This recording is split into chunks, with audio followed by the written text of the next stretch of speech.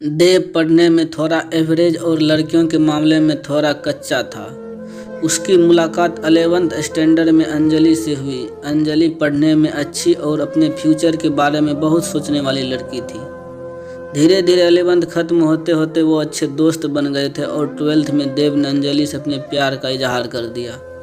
लेकिन अंजलि ने इनकार करते हुए बड़े प्यार से उसे समझाया कि इससे हम दोनों की ज़िंदगी खराब हो जाएगी, क्योंकि हम नहीं क्लास में पढ़ाई कर पाएंगे और ना ही घर पर। देव को अंजलि की बात थोड़ी बुरी लगी, लेकिन फिर उसे समझ में आ गया कि अंजलि सही कर रही है और उसने अपने फ्यूचर और पढ़ाई पर फोकस करना शुरू कर दिया।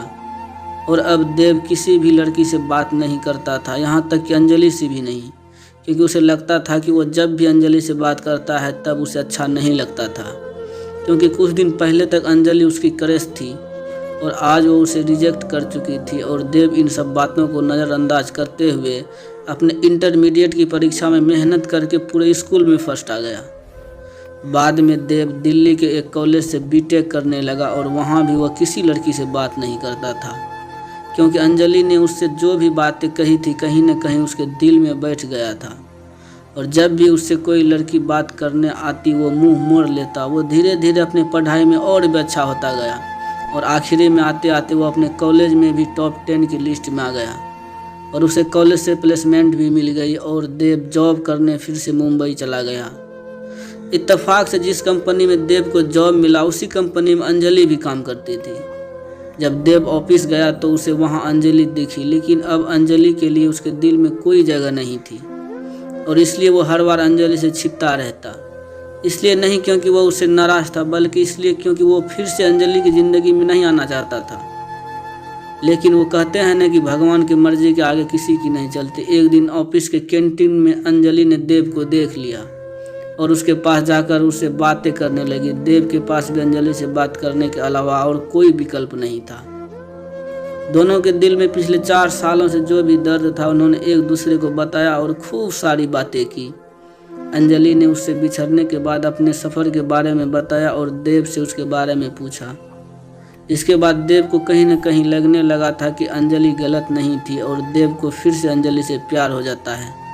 कुछ दिन बीतता है और दोनों की दोस्ती और भी गहरी हो जाती है और एक दिन अचानक देव अंजलि से बात करते करते उससे अपने प्यार का इजहार कर देता है, लेकिन अंजलि फिर इनकार कर देती है। और जब देव उससे इसकी वजह पूछता है तो वह बताती है कि उसकी शादी तय हो गई है और 1 महीने बाद वो ये जॉब छोड़ देगी।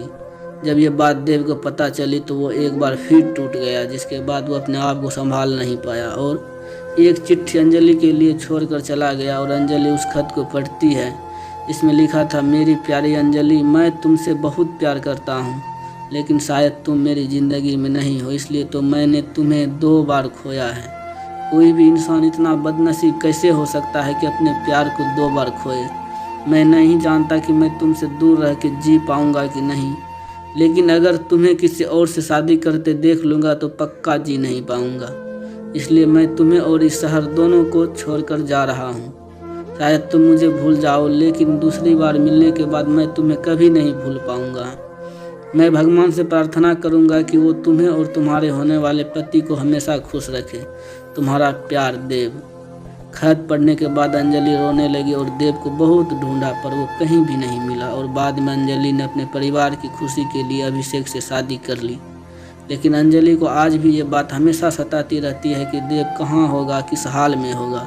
यहाँ तक तो उसे यह भी नहीं पता कि देव जिंदा भी है या नहीं। एक अंजलि अंदर ही अंदर घुटती रहती है, लेकिन दूसरी तरफ वो एक परफेक्ट बहू, परफेक्ट पत्नी और परफेक्ट माँ भी है, जिसे उसके परिवार वाले हमेशा प्यार करते हैं और हमेशा प्यार करते रहेंगे।